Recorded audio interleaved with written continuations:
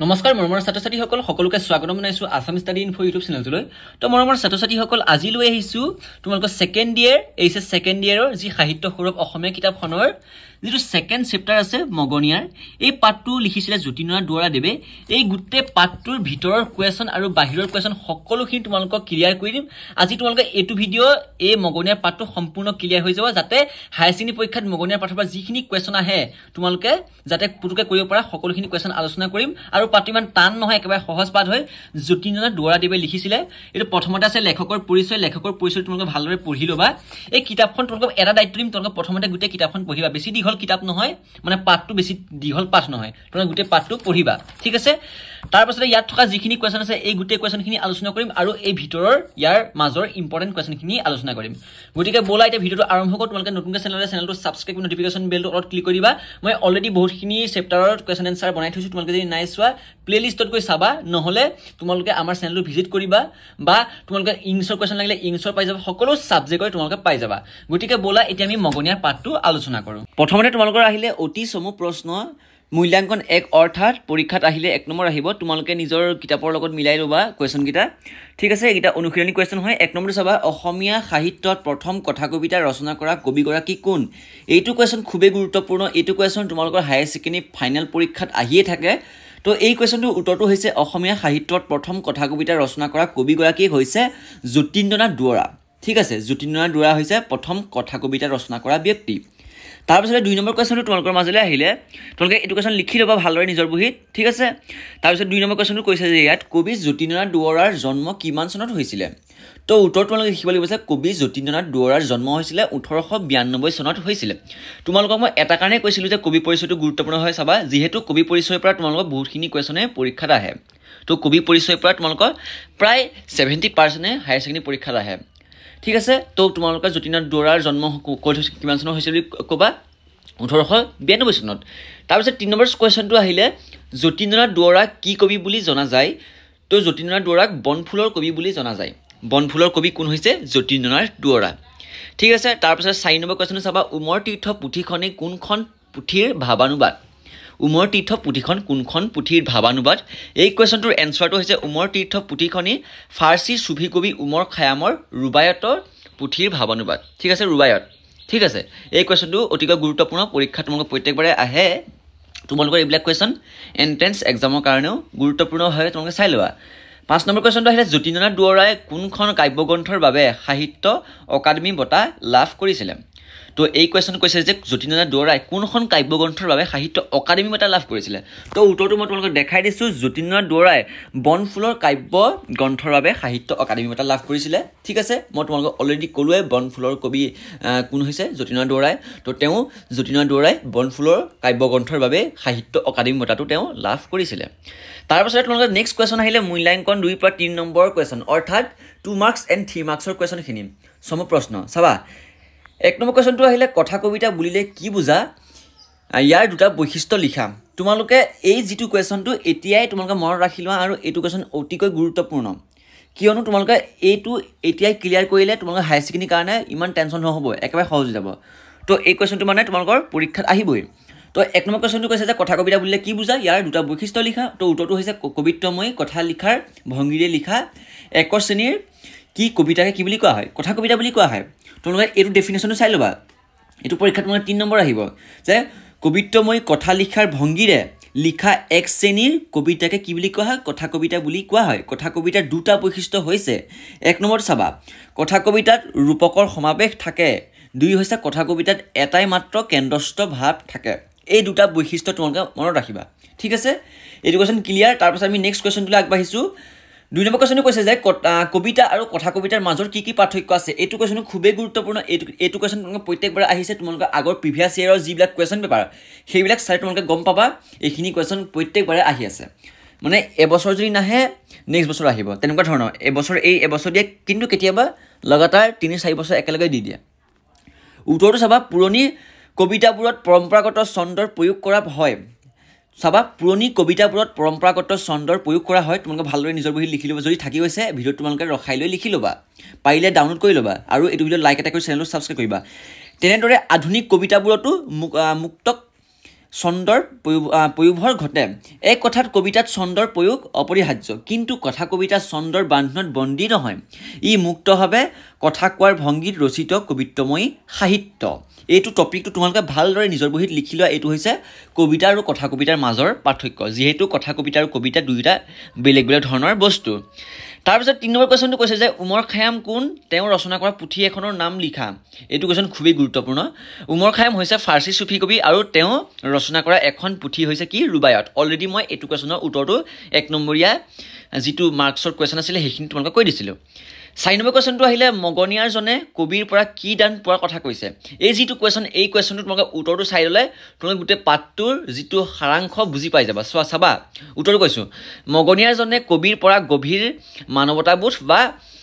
মানৱতা আৰু সহানুভূতি দান পোৱাৰ কথা কৈছে মগনিয়াৰজনে কি বুলি কৈছে কবিৰ পৰা গভীৰ মানৱতাবোধ আৰু সহানুভূতি দান পোৱাৰ কথা কৈছে কবি মগনিয়াৰজনৰ দৰে নিজ আছিল কিন্তু তেওঁৰ অন্তৰ দয়া স্নেহেৰে ভৰপূৰ আছিল অৰ্থাৎ কবিৰ যিটো মনটো সেই মনটো বা তেওঁৰ অন্তৰখন পুৰা স্নেহেৰে ভৰপূৰ আছিলে মগনিয়াৰজনে কিবা এটা বিচাৰোঁতে কবিয়ে তেওঁৰ হাত দুখন ধৰি সহানুভূতি ব্যক্ত কৰিছিল আৰু কিবা এটা দিব নোৱাৰাত দুখ প্ৰকাশ কৰিছিল মানে কবিয়ে তেওঁ জেপত বা কেনেকুৱা ধৰণে চালে তেওঁ হেল্প কৰিবৰ কাৰণে কিন্তু তেওঁৰ পকেটত একো এটা বস্তু নাছিলে তেওঁক হেল্প কৰিবৰ কাৰণে সেইকাৰণে সেইটো কথাই কৈছে যে মগনিয়াৰজনে কিবা এটা বিচাৰোঁতে কবিয়ে তেওঁৰ হাত দুখন ধৰি সহানুভূতি বিচাৰিলে অৰ্থাৎ হাত দুখন ধৰি তেওঁক প্ৰণাম জনালে যে কবি কৈছে যে মগনিয়াৰজনে কিবা এটা বিচাৰোঁতে কবিয়ে তেওঁৰ হাত দুখন ধৰি সহানুভূতি ব্যক্ত কৰিছিল আৰু কিবা এটা দিব নোৱাৰাত দুখ প্ৰকাশ কৰিছিল সেই সহানুভূতিখিনি মগনিয়াৰজনৰ কাৰণে উৎকৃষ্ট দান আছিল বুলি তেওঁ ব্যক্ত কৰিছিলে ঠিক আছে এই কোৱেশ্যনটো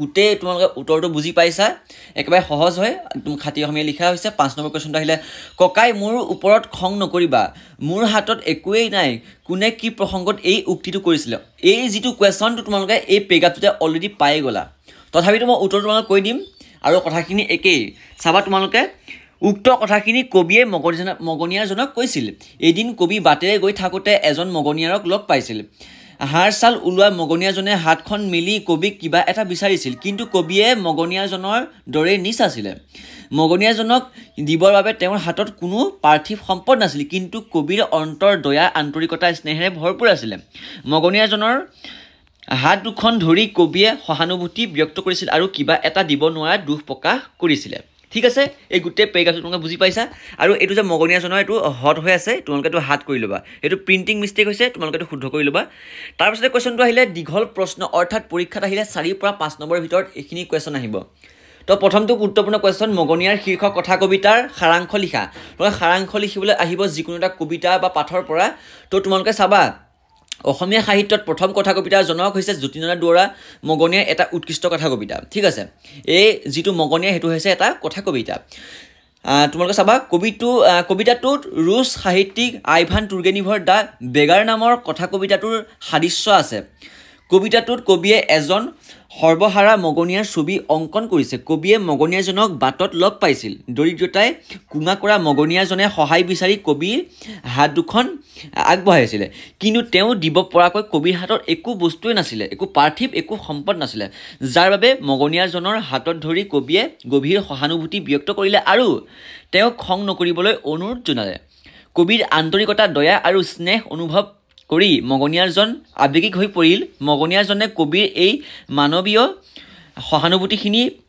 বা অনুভূতিখিনি মহান দান বুলি গণ্য কৰিলে আৰু কবিক ধন্যবাদ জ্ঞাপন কৰিলে কবিতাটোৰ মাজেৰে ব্যক্তি হৃদয়ৰ গভীৰ মানৱতা বা যি মনৰ ভাৱ সেইটো প্ৰকাশ কৰিলে ইয়াত কৈছে যে কবিতাটোৰ মাজেৰে ব্যক্তি হৃদয়ৰ গভীৰ মানৱীয় অনুভূতি আৰু আন্তৰিকতাৰ প্ৰকাশ ঘটিছে ঠিক আছে এই গোটেই কুৱেশ্যনটোৰ এনচাৰ তোমালোকে বুজি পাইছা ভালদৰে লিখি ল'বা তাৰপিছত ২ নম্বৰ কুৱেশ্যনটো আহিলে যে মগনিয়াৰ পাত্ৰীত কথা কবিতাৰ কি লক্ষণ পৰিস্ফুট হৈছে লিখা তো তোমালোকে এইটো কুৱেশ্যন চাবা তোমালোকে কুৱেশ্যনটো লিখি ল'বা ভালদৰে নিজৰ বহীত ঠিক আছে চাবা তোমালোকে উত্তৰটো মগনিয়াৰ জ্যোতিনাথ দুৱৰাৰ এটি উৎকৃষ্ট কথা কবিতা যিটো মগনিয়া সেইটো হৈছে জ্যোতিনাথ দুৱৰাৰ এটি উৎকৃষ্ট কথা কবিতা সাধাৰণতে কথা কবিতাবোৰত বহুতো সাধাৰণ বৈশিষ্ট্য লক্ষ্য কৰা যায় মগনিয়াৰ কবিতাটোৰ এই লক্ষণসমূহ আলোচনা কৰা হ'ল কথা কবিতাবোৰত ৰূপাত্মক ঠিক আছে কৈছে যে মগনিয়াৰ কবিতাটোৰ এই লক্ষণসমূহ আলোচনা কৰা হ'ল কথা কবিতাবোৰৰ যিটো ৰূপকাত্মক মগনিয়াৰ কবিতাটোত ৰূপকৰ সঠিক প্ৰয়োগ ঘটিছে যিটো তোমালোকৰ মগনীয়া এইটো পাঠ পাইছে এই পাঠটো ৰূপকৰ অধিক কি হৈছে প্ৰয়োগ হৈছে ৰূপকৰ সঠিক প্ৰয়োগ কৰা হৈছে মগনীয়া ৰূপকৰ জৰিয়তে কবিয়ে সমাজৰ শোষিত আৰু অৱহেলিত লোকসকলৰ মৰ্মবেদনা আৰু সেইসকলৰ প্ৰতি কবিৰ সহানুভূতি প্ৰকাশ পাইছে কথা কবিতাবোৰত এটি মাত্ৰ কেন্দ্ৰস্থ ভাৱ থাকে এইটো কোৱেশ্যন তোমালোকে 1 নম্বৰ কোৱেশ্যনটা আহি যাব পাৰে কথা কবিতাবোৰত তোমালোকে এটি মাত্ৰ কেন্দ্ৰস্থ ভাৱ থাকে তোমালোকে এইটো চাবা সমাজৰ শোষিত আৰু অৱহেলিত এটা শ্ৰেণীৰ প্ৰতি গভীৰ মানৱতাবোধ কবিতাটোত মৰ্মস্পৰ্শী ৰূপত কি হৈছে প্ৰতিফলন হৈছে কথা কবিতা চিত্ৰধৰ্মিতাৰ ওপৰত প্ৰতিষ্ঠিত কথা কবিতা কিহৰ ওপৰত প্ৰতিষ্ঠিত বুলি তোমালোকে 1 নম্বৰ কোৱেশ্যনটা আহিব পাৰে তো তোমালোকে লিখি দিবা যে চিত্ৰধৰ্মিতাৰ ওপৰত প্ৰতিষ্ঠিত মগনীয়া কবিতাত মগনীয়াজনৰ আয়বিক বৰ্ণনাত চিত্ৰধৰ্মিতাৰ পয়োভৰ ঘটিছে আৰু কৈছে যে কবিতাটো পঢ়ি যাওঁতে চকুৰ সন্মুখত এজন সৰ্বহাৰা মগনীয়াৰ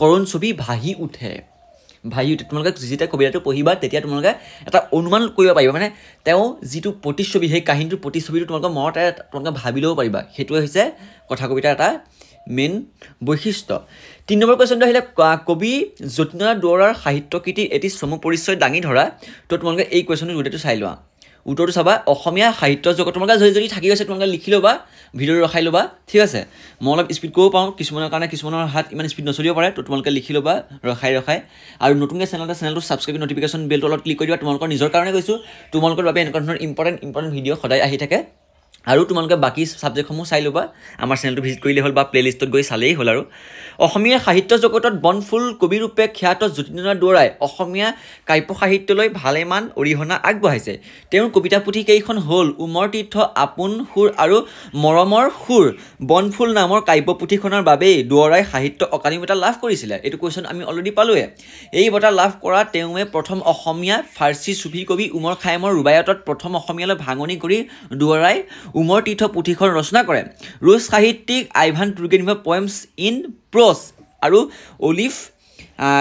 অলিভ চাইনাৰৰ ৰচনাৰ আলামত দুৱৰাই কথা কবিতা ৰচনা কৰিছিলে অসমীয়া ভাষাত পোনপ্ৰথমে কথা কবিতা ৰচনা কৰা যতীন্দ্ৰনাথ দুৱৰাৰ কথা কবিতাৰ পুথিখনৰ নাম হৈছে কথা কবিতা তো এটা কথা তোমালোকে চাবা এই যিখিনি কুৱেশ্যন এনচাৰ মই আলোচনা কৰিছোঁ এই কুৱেশ্যন এনচাৰখিনি তোমালোকে যদি ভালদৰে ক্লিয়াৰ কৰি ল'ব পাৰা তেতিয়া এই পাঠটোৰ পৰা যিমানৰ ভিতৰৰ কুৱেশ্যন যিয়ে নাকাটক তথাপি তোমালোকে কৰিব পাৰিবা মাত্ৰ এইখিনি কুৱেশ্যন তোমালোকে ভালদৰে পঢ়িব লাগিব পাঠটোৰ পৰা যেনেদৰে যিটি হ'লেও তোমালোকে কাটিলে ভিতৰৰ পৰা কুৱেশ্যন কাটিলে তোমালোকে ডাইৰেক্ট উত্তৰটো কৰি ল'ব পাৰিবা কিয়নো এই যিখিনি কুৱেশ্যন এনচাৰ কৈ আছোঁ তাৰ ভিতৰতে গোটেইখিনি কুৱেশ্যন সামৰি লোৱা হৈছে এনচাৰটোত ঠিক আছে তোমালোকে বুজি পাইছা এই 3 নম্বৰ কুৱেশ্যন কৈছিলে যে কবি যতীন্দ্ৰনাথ দুৱৰাই সাহিত্যকৃতিৰ এটি চমু পৰিচয় দাঙি ধৰা তো তোমালোকে এইটো কুৱেশ্যনো অতিকৈ গুৰুত্বপূৰ্ণভাৱে চাবা ঠিক আছে মৰমৰ ষ্টুডেণ্টসকল আজি তোমালোকৰ যিটো মগনীয়াৰ পাঠটো সম্পূৰ্ণৰূপে ক্লিয়াৰ কৰি দিয়া হৈছে মগনীয়াৰ পাঠটো লিখিছিলে যতীন্দ্ৰনাথ দুৱৰাই তোমালোকে সেইটোও চাবা মগনীয়াৰ পাঠটো কোনে লিখিছিলে যতীন্দ্ৰনাথ দুৱৰাই বুলি তোমালোকে পৰীক্ষাত আহিব পাৰে ঠিক আছে তো তোমালোকে ভালদৰে চাবা আৰু এই গোটেই কুৱেশ্যনখিনি তোমালোকে নিজৰ নোট বহীত লিখি লোৱা